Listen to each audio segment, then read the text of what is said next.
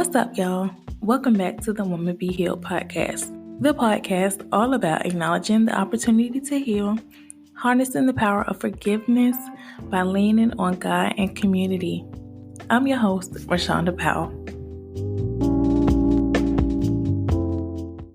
We're back with another episode. I know that my first episode of 2023 did not really state anything about coming into the new year.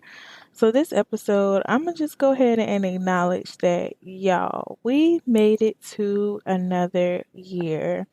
And if I have some too deep people in here that's saying it's just another day or time is man-made and all that stuff, listen, that's your energy. But me, I'm going to say that I am so grateful to God for just allowing me to see 2023 and to just make it through another year, because it is such a blessing to overcome each day and to be covered and to be blessed enough to open your eyes with breath and in your lungs and heart beating blood. I mean, with a sound mind and a praise, okay? So here's to 2023. So getting right into it, y'all. I'm gonna get right into a person. You'll come to know that the church that I attend online I attended online, but it's still my church, y'all. But my church has this thing where we choose a word for the new year. And we believe that God is going to basically show up in our lives in ways that really embody that word. Um, the word that we've given or, we've been given or chosen or, just really resonates in our spirit within the coming new year. So I'm going to keep my word right now to myself. That's for me and God to know right now. And then for me to be like, pow at the end of the year. And tell y'all just how God has moved in the words that I chose, because I actually chose two because that's just how they were put on my spirit. And I'm also not taking credit for this because I love my pastor, EFAM online and whatnot. He's my pastor. Stephen Furtick of Elevation Church. He's the one that came up with this, basically choosing your word for the year. But I want to challenge y'all to do the same. Think on a word or two for this year, pray on it, and watch how God moves in it. We have this thing coming into the new year, like it's embedded in culture to have this resolution of exercising and eating right, getting healthy. We have the saying, you are what you eat, right? Well, your mind is the same. What you feed your mind, that's what your mind tends to think, turns into how you act, how you move, and how we ultimately make decisions. But so what we're getting into today is learning how to trash and transition these insecurities and limitations that we place on ourselves by way of our minds, i.e. thought patterns, and reposition our mind to lean into healing opportunities and alignment. I was just kind of listening back to a few of the episodes that I posted already. So it was like in episode 2 where I kind of stated like how we basically place these limits on ourselves based on our experiences and stuff like that. So I really want to get into how to learn how to trash those and how to transition those insecurities and how to transition those limitations that we are placing on ourselves by what we've experienced, and just kind of go from there. So question. Have you ever heard of subconscious thoughts? Have you ever heard of some subconscious thoughts? If not, let me just take a second to define it, in my own understanding. A subconscious thought is basically a repressed belief that lives in the part of your mind which you're not really fully aware of, but influences how you move, your actions, your feelings. And most of the times these actions or feelings are often caused by a trigger. And what I've come to learn is that we go through life in these limitations and in these subconscious thoughts. on mostly everything. We place limits on how far something may go based off how it may look. You can't really do this based on this. You can't really do this because you look this way. I can't really do this because I'm this. Just a general or a broad example is how could you can't possibly throw a bowling ball across the field. It's just too heavy. But then you have these shot put athletes that are throwing these heavy iron brass balls 50 feet in diameter. Or we say you can't possibly raise a boy by yourself, but you have these single mothers doing it every day. I mean, and a dang good job. You can't possibly be one person to change anything. But shall I start naming activists? I can't be blessed because I have too many mistakes. I can't possibly own a business because I don't have a business degree, or I don't know the first thing about startups. I can't be promoted to CEO because I'm just little old me. I can't possibly be a mom because I don't even have a man yet. Y'all, these are broad examples, but so relevant and so real to our situations. My point is, we place these limitations based off of our own insecurities and not only on ourselves, but on God. And God has no limits or no boundaries. First, I want to give you ways to trash those insecurities. And my first one is by giving you this exercise. It may seem a little childish at first, and in a way it is, because my original reasoning for creating this was because my daughter, a couple of years back, she was having trouble managing her thoughts and really taking control of her thought patterns. And in creating this little exercise, whether it may be childish or not, it also started helping me. And I didn't even know she used the method I didn't know she still used the method until I heard her telling my son, who has been like struggling with some pretty scary thoughts of his own lately. Um, but she does, she still uses it, and apparently it still works for her. So have some fun with me before I really get into it. I'm gonna just tell y'all to have an open mind about it, okay? Childish or not, it may help. Um, okay, so whenever you acknowledge a limiting thought or a thought of insecurity or a thought of impossibility or whatever negative thought that you may be experiencing, I want you to really visualize a garbage truck. And I want you to literally envision yourself taking that thought, tying it up in a trash bag, and throwing it in the trash can. And watching that garbage truck take that trash can up in its claw and dumping the trash with that thought into that wide body bag with all the rest of the trash, mashing it down with that claw and driving off somewhere unknown with your thought that would never return to you. Another one is picturing you placing handcuffs on that thought, putting it behind bars or in a treasure chest, locking it up, and throwing that key into a sea of raging waters that you never know where it ends up. I'm done with the visuals. So let me just get into the real. So first, one of my strategies and one of the steps to really trashing these insecurities and trashing these limitations is to find reassuring, affirming scriptures or verses or sayings or phrases that really reinforce you to just know just how capable that you are and how big your higher power is. I want you guys to write them down. Repeat these affirming, reassuring scriptures or sayings and place them in areas where you will see them most often, like in your phone or your home screen. Make a collage of them on your mirror in the bathroom, in your workspace, wherever that place is, or wherever those places is where you get the most traffic and where your eyes hit directly. And what this does is it begins to transition your mind from I can't to I can. It realigns your perspective from pessimism to optimism, and it really elevates God to his place, which is bigger than your doubts and your problems and your fears and insecurities. And this is really feeding your mind some good eats, some good food in hopes that your mind becomes what it eats. And the Bible says, what a man thinketh, so he is.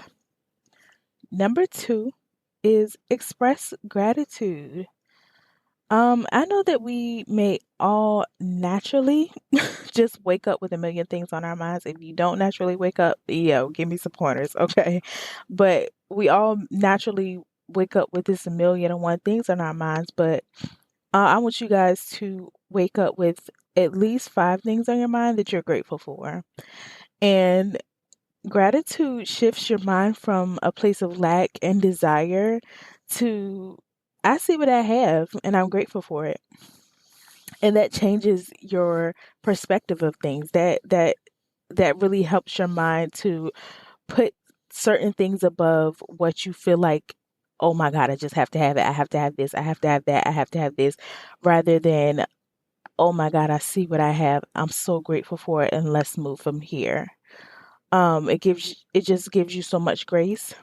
And whether you know it or not, whether you've read it or not, because it's in the Bible, God inhabits the praises of his people. And gratitude is praise, okay? Number three is pray for understanding, wisdom, and clarity on what God reveals to you. Proverbs 19:8 says, "The one who gets wisdom loves life. The one who cherishes understanding will soon prosper." I'm going to leave it at that. It's straightforward and simple. Pray for understanding, wisdom, and clarity on what God reveals, because if you ask for it, God is going to reveal it to you. Um, okay, so yeah. Number four is be intentional in your prayers. Keep a journal. Look back on it. What this does is, you know, I can't even say it in words, just words. It reminds me of the two old hymns. Look around you and see what the Lord has done. And you know the song, When I Look Back Over My Life. Okay, so number five is find your circle. I do not have many friends. I'm opening up a little bit more, pushing to overcome my trust issues. And this is more so one of the hardest ones for me because we need people, but I am such a superwoman kind of girl where it's just like, I can do it kind of thing. I don't need people. But this is so essential to find your circle because we do need people, the right people. And we just need to find our circle. Find those circles, find those find that circle of people that are for you and pray that he removes the ones that aren't. And what's so important in this particular tip is to pray for discernment. The right circle pushes you and motivates you and encourages you and can gracefully and in love hold you accountable for so many things and give you that push in the right direction. One of the best things that I did in 2022 was join an e-group. I can tell you that it's just a breath of fresh air being a part of like-minded people. And all of us have different areas of opportunities and wisdom and experiences and whatnot. But when we all open up, and each of us grants our own wisdom and experiences and love in certain situations where one may be battling or one may be struggling with, or even just trying to grow in an area that they don't have experience. It's so refreshing to have those like-minded views of elevation and increase, and also a foundation in God. It just makes your journey so much better and full of this grace that is just needed now to just keep pushing. So find your circle. Don't be scared to get out there. Look for e-groups if you are in a online church or wherever. I'm sure you guys have e-groups somewhere, or start one, sis. Get out there. For the people that are just like really hesitant on like finding your tribe, God is so good about sending people just sending people. He's good with sending people to give and bring confirmation when needed, and to give and bring encouragement when needed. So if you haven't found your circle yet, just look at the people around you, and what they bring to the table and what they bring to you. You'll be surprised of you'll just be surprised by what you really notice and what you find. Um, to sum like everything up, God is really just raising up this generation now, and um just now and upcoming. He's raising up a people who are committed to his plan and purpose, and he's calling you out to be in tune with him and obey him and walk with him, and to help heal these people that he's calling us to, and gaining our own healing. And I know that we've been through some things that really hurt us, but we were put on the strong soldier list to help others through similar situations that we've already been through, to offer our experience, that insight, that familiarity to relate, and that shame and guilt and resentment that we may hold in our heart. It's time to let that go. It's time to come up on out of that jail that has our mind imprisoned of reliving those past moments over and over and over again. Keep the lesson that it taught you, but come up out of the solitary that's meant to break you and kill your fire and any progress. Um Let me touch on this limitation. The limitation on how we allow lack thereof to keep us from getting started. It's like, I don't know, I don't have this, so how can I?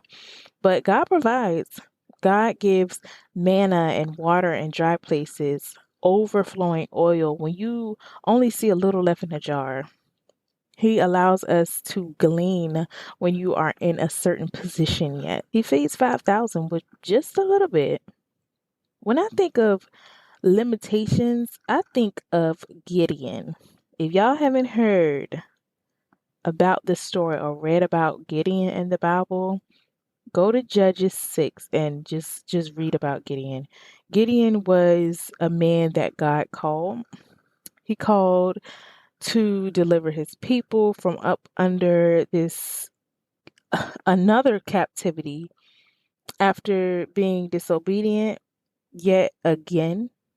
But he heard him. And Gideon was basically told, Tag, you're it, by an angel of God. And Gideon was like, yeah, wrong guy. How is little old me, with just about nothing to my name, finna deliver Israel from up under thousands and thousands upon Midianites? I'm dirt poor. I don't have no status. I don't have nothing, okay? But God is like, yeah, you. And because I said so, and because I will be with you. And guess what else? You will smite the Midianites as one man. And that verse was the verse that really spoke to me. Like, you will smite the Midianites as one man. That's Judges 6:15, y'all. If you want to go ahead back and refer to that.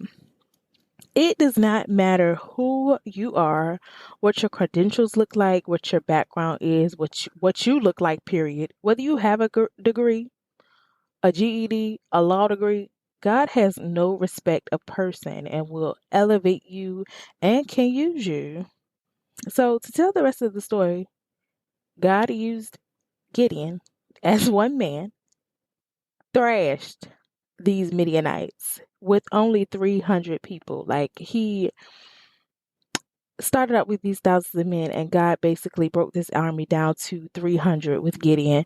So he could basically say, look, this was me using you to deliver Israel. And God can use you the same way. God can elevate you. God can put you in a position where you can change the course of history, where you can deliver thousands upon thousands with just you. Moses says, but I don't speak well. And God used him to deliver Israel from Egypt.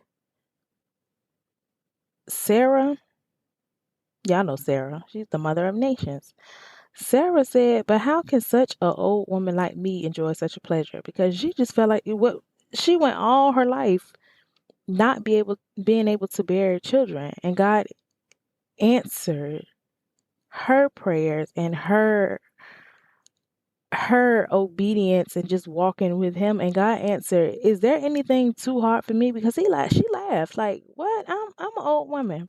Limiting everything because she went through her whole life believing that she couldn't have children, and she's here at 90 years old and God is promising her a child, and she's like, "Yeah, okay." In her old age, is there anything too hard for God? That's what he said. Is there anything too hard for me? And gave her a son at 91 years old. So, to trashing our insecurities, that's gone. That's no more. We're going to trash those insecurities, and we are going to look at these the supernatural. We're going to have our mind seated in high and heavenly places in 2023. And we're going to embrace the divine and supernatural miracles that's going to happen. We're going to embrace the sudden and unusual blessings that God is going to bless us with. We're going to just believe on increase and have a mind of gratitude. Cheers to that in 2023. Here. Use those tools, y'all. This year, we are working on transitioning our minds from an old way of thinking to this brand new outlook and this brand new. My pastor preached on basically putting on the new you, what Paul said in Ephesians, if I'm not mistaken.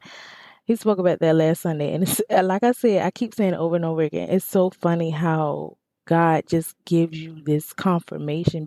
I write these episodes a few days before, like, and then I hear confirmation a few days after, and it's so good at how God gives you that confirmation, and how good He is in just the natural world, showing you how supernatural and how He is with you and leading you in the journey. So, just stick with him, y'all. Stick with him. These episodes are just trying to train your mind to embrace a new way of thinking. So, I really want y'all to keep rocking with me, and I thank y'all for rocking with me. Until next time.